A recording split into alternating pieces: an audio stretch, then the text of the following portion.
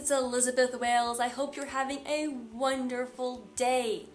I am so grateful for all of you who've been responding to the survey that I've been putting out there about what are your 2020 goals, and if you could change anything about your body physically and in your health, what would it be? And I've gotten some great responses, and a lot of people have been asking me questions about flexibility training.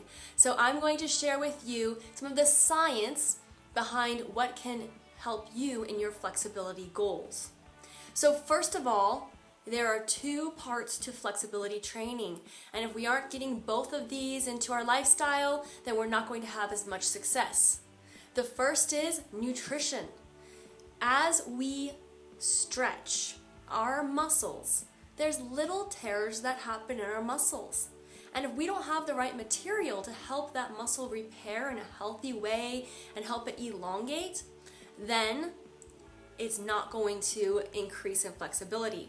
So a lot of the foods that are recommended during flexibility training are high water content foods like watermelon, because the main principle is we need to be hydrated. So think of it this way. I have heard a professional describe the lack of flexibility as the leatherifying of our muscles. So the older we get and the less that we use our stretches, the more leatherified our muscles get. And I'm not talking about like a nice soft purse leather. I'm talking about like the leather is so hard it's stiff, right? We don't want our muscles to get stiff. So we need to stay hydrated. Secondly, we need to be getting the right kind of proteins into our bodies to help those muscles become stronger.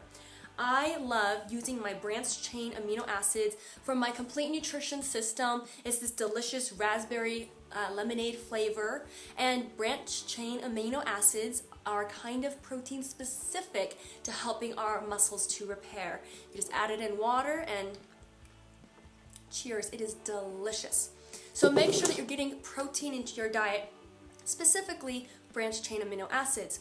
And thirdly, you need to be making sure your body's getting the vitamins you need. If, for example, we're not getting enough magnesium into our body, then our cells allow too much calcium into them, and so we start having this hard calcified cell, which causes our cramps, which does prevent our flexibility training. And in a bigger picture, the more calcium that is in our cells throughout our body and our muscles, the tighter our muscles will be. So I love that we have our complete essential packs here with all of the vitamins that we need on a daily basis, including omega-3s and the anti-inflammatory vitamins, which are also important to help with our flexibility training. So do order these from your back office, and this is the BCAA Plus. These are amazing products and will help you with your flexibility goals.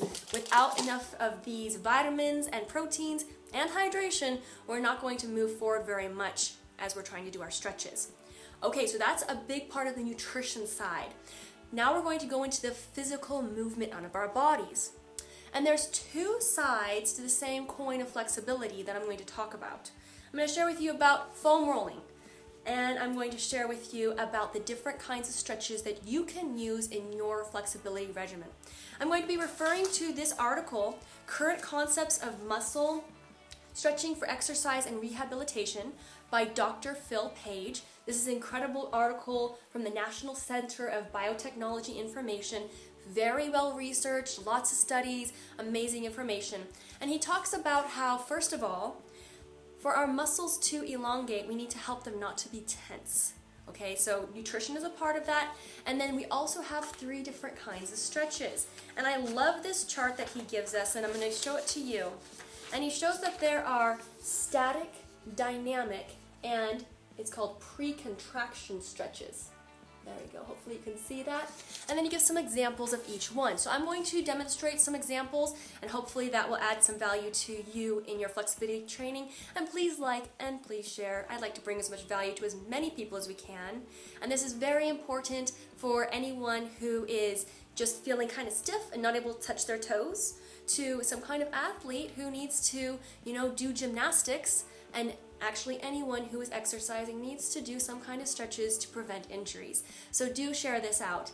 And as we get older, it becomes more important. Okay, so let's start with the foam rolling. Choose a foam roller that is comfortable for you. You want to be in tolerable discomfort. You don't need to put yourself to intolerable discomfort and you're barely going to be able to get through the foam rolling session.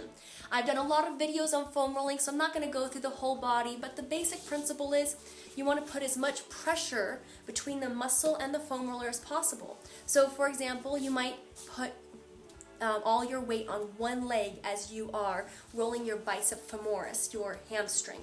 Okay, and I can share with you more about that. Always send me your questions. I'd love to help go more in depth if there's something that you're interested in. Now let's go over the stretches. I'm going to give myself a little bit more room here in front of the camera.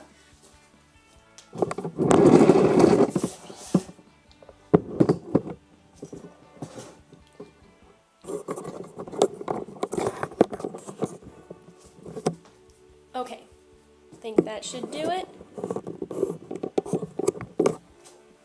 So the first one we're going to do is a static stretch. So static stretches means that we're letting that muscle go from tight to relaxed and released. And in order to make our muscles do that, we need to hold it for 30 seconds. This is called autogenic inhibition, 30 seconds or more.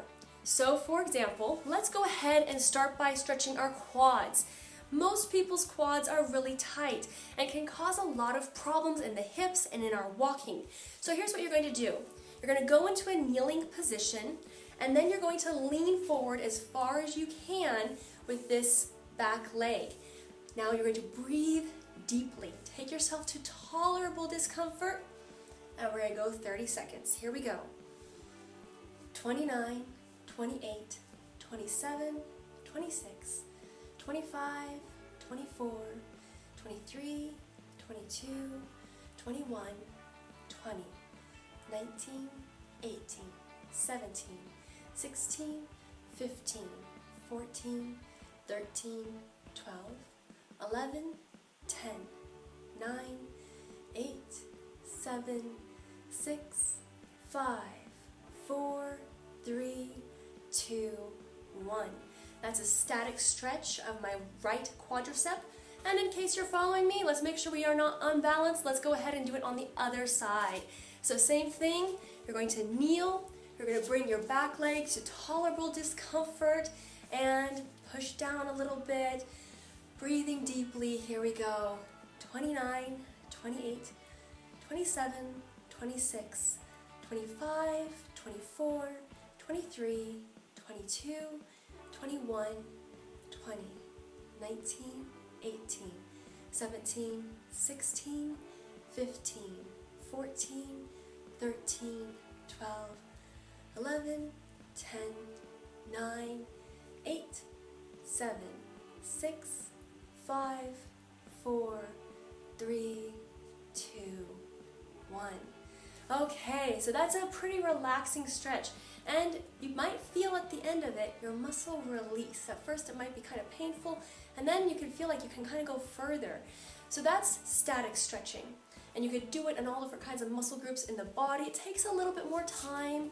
This is going to be more like your yoga session, you know, it's going to be more focused on flexibility training.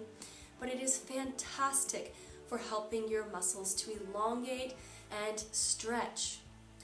But it is not recommended if you are about to do some kind of performance or some kind of movement that requires powerful, explosive energy. Like I said, it's helping our body to relax the muscles, and it does take out some of the power, some of the research says. So we can do something called dynamic stretching, and that might be more like this. You're moving your body, you're stretching out your arms, 1, 2, 1, 2. One of my favorite dynamic stretches is called the Tame the Tiger stretch. It's great for the adductor in the leg. And you go 1, 2, 1, 2, 1, 2, 1, 2. And you might do that 4 to 6 times, maybe a little bit more. So that is dynamic stretching. This is really important if you are an athlete, maybe you're about to do a run.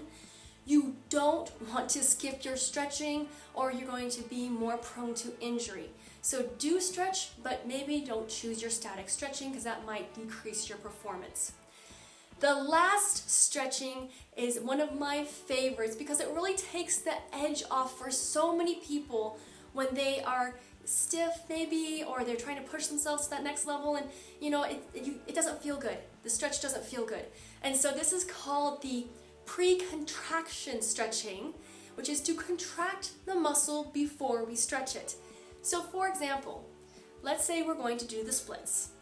The first thing I would do is do maybe 10 to 20 lunges to help the blood flow to get to that muscle group. So here we go. I'm going to do a nice low lunge, and go ahead and join me if you are interested in increasing your flexibility goal. 10, 9, 8, 7, 6, 5, 4, 3, 2, 1. I just got my blood flowing to my hamstring and my quadricep and a lot of my hip muscles that I'm going to need. Now, toe up, knee straight, bring your back leg to tolerable discomfort. And stretch it out.